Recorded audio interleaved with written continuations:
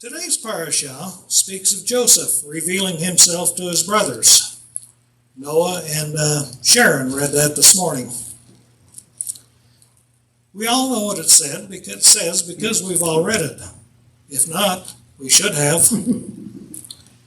Today's Brit Hadashah speaks of Yeshua revealing himself to some of his followers. We all know the story because we've all read it. If not, we should have. That's right. Both Yeshua and Joseph did the revealing work after the work of redemption had been complete. In both cases, those being redeemed simply had to come and accept it. That got me to thinking about the parallels between Joseph and Yeshua. After all, Yeshua's first coming is referred to as Mashiach ben Yosef, the suffering servant. He will return again as Mashiach ben David, the ruling and reigning king. Amen. But that is a subject for another time. Let us take a look at some of the parallels between Joseph and Yeshua. 1. Relationship with father. Joseph was his father's favorite son, and that caused some issues with his brothers. Genesis 37, 3-4. Now Israel loved Yosef more than all his sons because he was the son of his old age, and he made him a vari-colored tunic.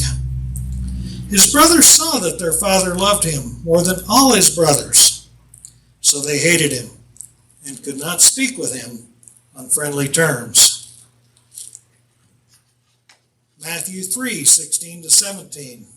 After being immersed, Yeshua came up immediately from the water, and behold, the heavens were open, and he saw the Spirit of God descending as a dove and lighting on him. And behold, a voice out of the heavens said, "This is my beloved Son, in whom I am well pleased." Yes. As stated in Genesis 37:4 above, Joseph is like a root out of dry ground, a symbol of new life in his father's old age. Isaiah 53:2. For he grew up before him like a tender shoot, and like a root out of parched ground. Speaking of Yeshua, of course. Number 2. Hated, despised, and humiliated.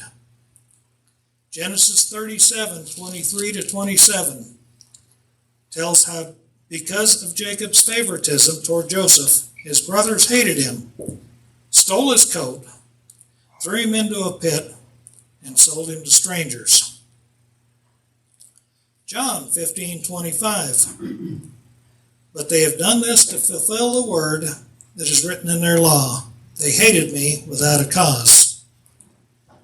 Matthew 27:28 tells how Yeshua, having done nothing wrong, was stripped of his own clothing. Matthew 12:40 tells us Yeshua would be thrown into a tomb or a pit of sorts. Yeah. Number 3, the promise of authority and accusation of delusion. Genesis 37:7-8. Joseph is speaking. For behold, we were binding sheaves in the field, and lo, my sheaf rose up, and also stood erect, and behold, your sheaves gathered round, and bowed down to my sheaf. And his brothers said to him, Are you actually going to reign over us? Are you really going to rule over us? In Matthew 26:63-64, but Yeshua kept silent. And the high priest said to him, I adjure you by the living God that you tell us whether you are the Messiah, the Son of God. Yeshua said to him, You have said it yourself. Yeah. Nevertheless, I tell you, hereafter you will see the Son of Man sitting at the right hand of power and coming on the clouds of heaven. Mark 3:21. When his own people heard this, they went out to take custody of him, for they were saying, He has lost his senses. In Matthew 27:29. And after twisting together a crown of thorns, they put it on his head, and a reed in his right hand. And they knelt down before him and mocked him, saying, Hail, King of the Jews. Number 4. Both were treated as commodities and sold for money. Genesis 37:28. Then some Midianite traders passed by, so they pulled him up and lifted Joseph out of the pit, and sold him to the Ishmaelites for 20 pieces of silver. Thus they brought Joseph into Egypt. At current silver prices, that is estimated to be about $192. In Matthew 26:15, Judas is speaking and said, What are you willing to give me to betray him to you? And they weighed out 30 pieces of silver to him. That would be about $390 at current silver prices. So Yeshua went for about double the price of Joseph. Raised from a pit, number 5. Genesis 37:28. Then some Midianite traders passed by, so they pulled him up and lifted Joseph out of the pit. 1 Corinthians 15:4. And that he was buried, and that he was raised on the 3rd day, according to the Scriptures.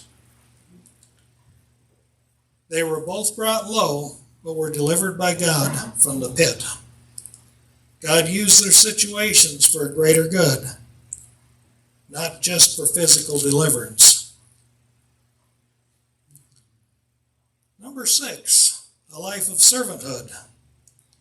Genesis 39:1-2.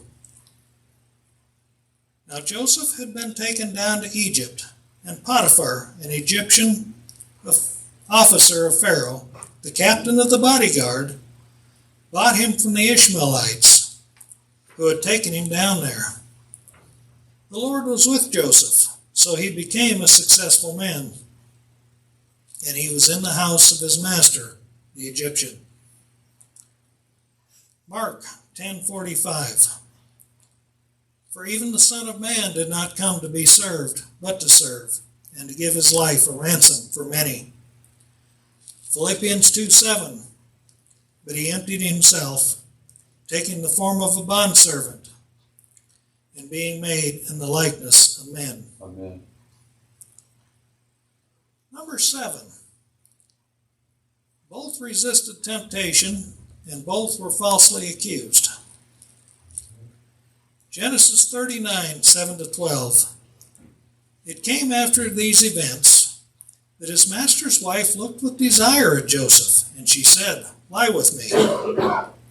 But he refused, and said to his master's wife, Behold, with me here, my master does not concern himself with anything in the house, and he has put all that he owns in my charge.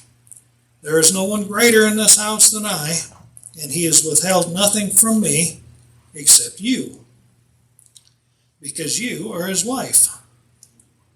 How then could I do this great evil and sin against God? And she spoke to Joseph day after day. He did not listen to her to lie with her or be with her. Now it happened one day that he went into the house to do his work, and none of the men of the household was there inside. She caught him by his garment, saying, Lie with me. And he left his garment in her hand and fled and went outside. Matthew 4:1-11.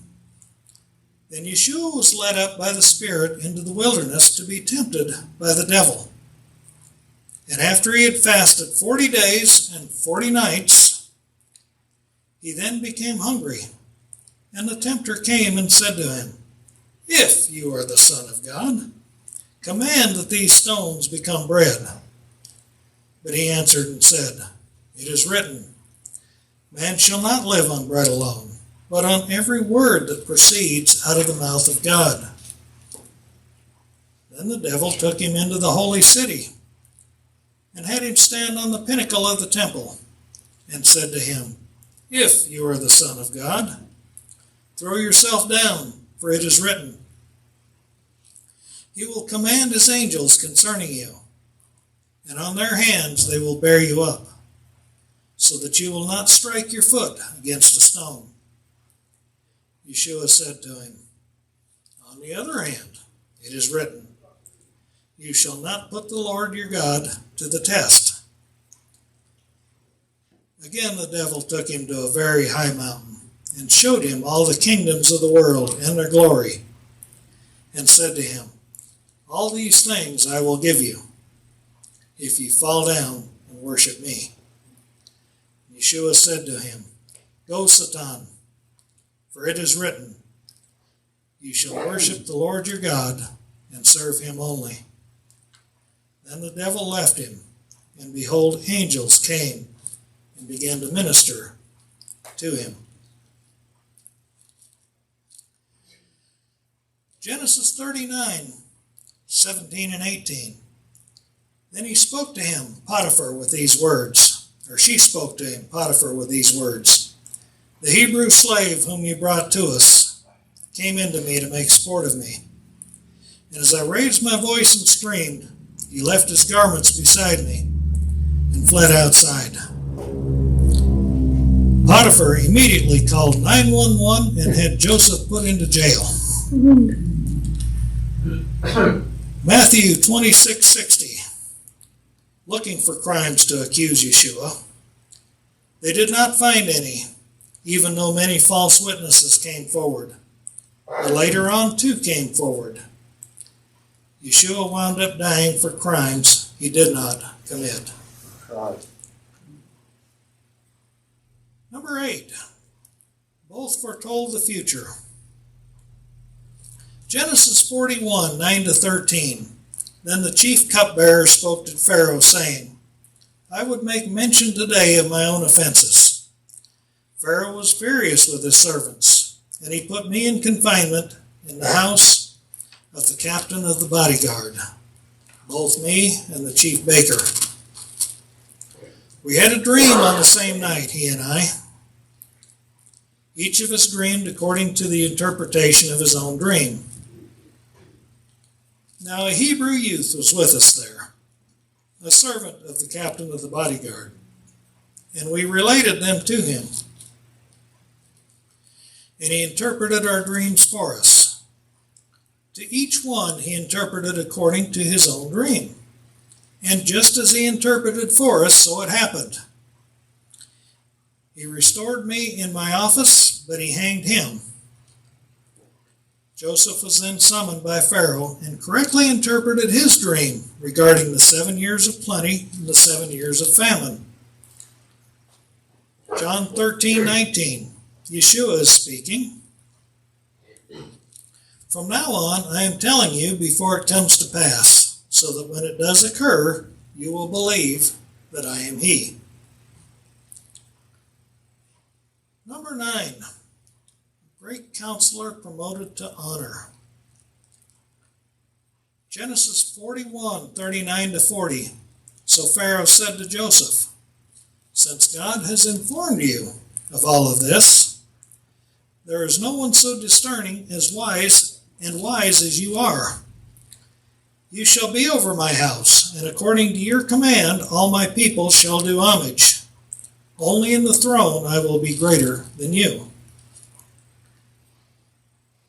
Isaiah 9:6. "For a child will be born unto us, a son will be given to us.